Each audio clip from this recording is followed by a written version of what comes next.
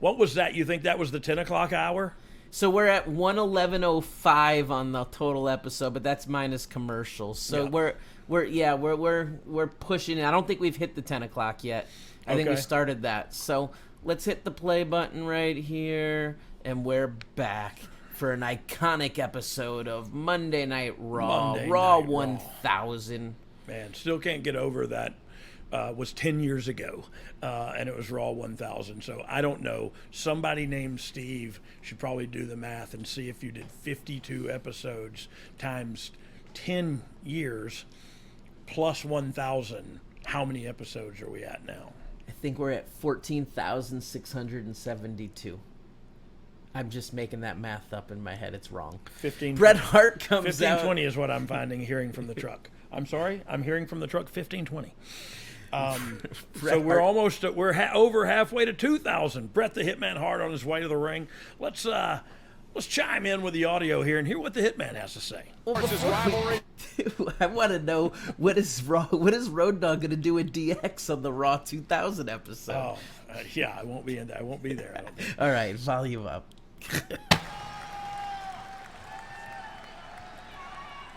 Bret. One of the best moments of my career was when I won the first Intercontinental Championship against one of the greatest superstars that ever lived, Mr. Perfect.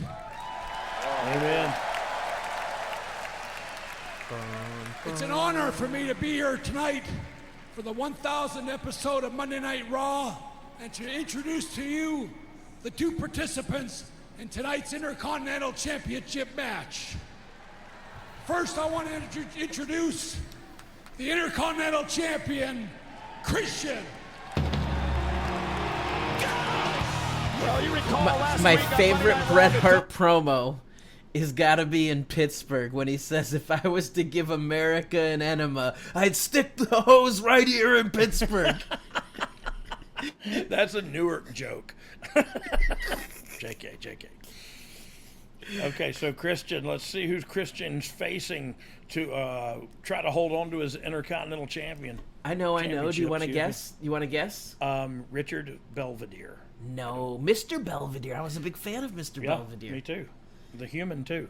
And Wrestling Connection, Bob Uecker. Yeah. He's working with Uecker? Christian versus Uecker for the Intercontinental title. Oh my God, that would be amazing because it was Uecker and his opponent. The Miz. Oh, yes! The timing of the sound was amazing on that to be delivered like that. That was great. Miz. Yeah, it was great. And the music hit. Like if I was Miz, I'd be ticked right now. Oh, this was Miz with black hair? I mean, that seems Miz's normal hair color. Oh, I don't. Yeah, maybe I'm just. I think it's just a little dark from behind. It looks dark. You're used to some highlights. Here we go. Are we putting the title on Miz? I mean, spoiler alert. Oh, sorry. But like when I see this, I can't imagine Christian hanging on to that title. So as you brought that up, let's say it. Miz, I would say he used to get a lot of crap. I think he actually gets less crap now, and in the last few years, people's disdain has turned into respect for the Miz, and they understand what he's been able to do, and how he's been able to elevate himself to a status and career that's remarkable. Yeah, I agree. I think Miz is a workhorse. I get in arguments all the time on Twitter about, pro wrestling purists want to talk about his grappling skills or this or the other, and that's not the name of the game, man. That's not what we're doing here. What we're doing is we're not nickel and diming. We're mass communicating, and Miz is the master at mass communicating. Keeps his body somewhat healthy. I would say a limited amount of injuries. Knock in his career. on wood. Can you think of a time he was out due to injury? And I cannot. And I knock on wood because I don't wish that on anybody, but especially not him. Imagine the life. I mean, yeah, he's going to be set up if he's doing right. But imagine the life schedule he lives with, doing that. Doing the wrestling shows and doing the. I saw this earlier, and I love the reality show. I love the knee here because this is storytelling. You go to break, with him hitting his knee and selling it. You come back with he's working on that knee, and then it goes into this is what Christian is great at, storytelling in the ring. And so, look, they re-show this. Oh, the knee. You know what I mean? They're showing it. He's working on his knee, and it comes into play in the finish. And like I said, that's what Christian does best: is great in-ring storytelling. The repetitive. He kind of always did too, which is weird. The repetitive theme of this episode seems to be 10 years later, and so many of these guys are doing it at the highest levels still today. Yeah, agreed. Christian having a resurgence with mic work, going after the Hardy Boys, doing some great work in the heel turn right now on AEW. Impressive stuff. And Miz, it's just we just talked about him and his crazy life and schedule. But you just see that, like I said, there's storytelling of if Christian's if I'm gonna drop the title tonight, I'm gonna do it in a good way where I go, man, my knee was banged up. I would have loved for him to sell it a little more. Okay, there he did a little bit, but I was during all of that. He's still selling a little bit. He's selling. He looked like he was waiting for a spot on that one. If I'm being critical, which I normally wouldn't do. Was watching, but that's the job right now. Is we're analyzing. Miz always threw a left-handed punch and clothesline, which always caught me off guard. But look, guy's a worker. What a great false finish there with the big boot to the face that Miz always does so well. Look, everybody in the ring's a great worker. That's my brother, the referee. So, so they're telling that story. Look, now he's turning up the heat on the leg. We had Bret Hart on the ring announcing. Talk to me about Bret. Let's get some more Bret stories or anything. Well, look, Bret was Bret, right? Bret. The first time I ever saw anybody like really, really over was early on in '95, and I went to South Africa and Germany and some towns with the WWE, and Bret Hart was the most over person I ever seen, and so. That speaks for itself. And I just saw, holy mackerel, there's 1,000 people at this hotel with Bret the Hitman Hart sunglasses on. You know what I mean? And I thought, this is the craziest thing I've ever seen. But I'd never seen nothing like that at all anyway.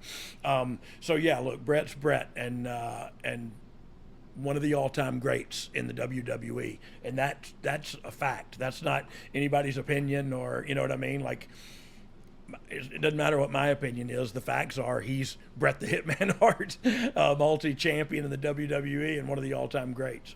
Both competitors. And a Hall of Famer. Going back and forth right here. Christian had hit a 360 tornado DDT for a 2 count. Miz able to make it back up, hits that short style DDT. Oh, vintage Miz. Goes for the clothesline in the corner, but racks himself on the second turnbuckle. Christian looking for the unprettier. Yeah, the unprettier. That was the name of his finish. I kept thinking about that. Make you feel unpretty. Yeah. But look at through. Can we rewind that? Yeah, let's. Can you back that up just to the just dump over and watch Christian. Watch exactly how Christian stands up from selling with his knee. I'm a fingernail biter, and I pulled a fingernail off, so now I'm bleeding really bad. Oh, goodness. If you see me that's creepy. If you see me wiping it, I apologize. Pulling fingernails, that's creepy. Here we go. Here's the moment. Yep. Goes for the unprettier. Miz counters. Boom. Sets up. Full Nelson looking for the... Goes for his finish again, unprettier. Goes through, go up, back and over. Oh, look. Oh, whose finish was I perfectly in position for? And the answer is Miz's. And kudos to you, Christian, for doing it that way. Not only will I put you over, but I'll end up right where you need me, dude, so I can take your finish the best. And new Christian.